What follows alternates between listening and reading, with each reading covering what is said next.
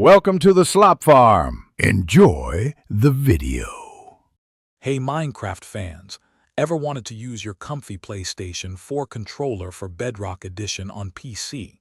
It's a fantastic way to enhance your gameplay experience, offering a more immersive, console-like feel. This guide will walk you through every simple step, ensuring a smooth setup for your gaming adventures. Get ready to dive into Minecraft with a whole new level of control and comfort.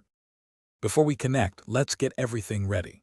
First, make sure your PlayStation 4 controller has enough power, either fully charged or with fresh batteries. Then, check if your PC supports Bluetooth, as this is the easiest wireless option. If not, don't worry, a USB cable works perfectly too. Also, quickly close any other applications that might try to use your controller like Steam to avoid any conflicts. Now for the connection itself. For wireless, activate pairing mode on your PlayStation 4 controller by holding down the Share and PlayStation buttons until the light bar flashes quickly. On your PC, open Bluetooth settings, click Add Device, and select Bluetooth to find your controller.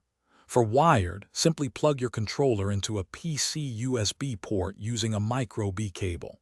It should connect automatically. Once connected, launch Minecraft Bedrock Edition.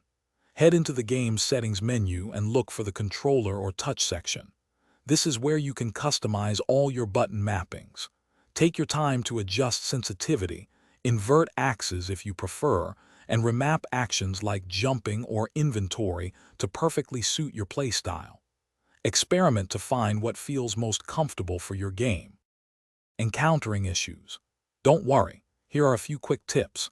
First, try restarting both your PC and your PlayStation 4 controller.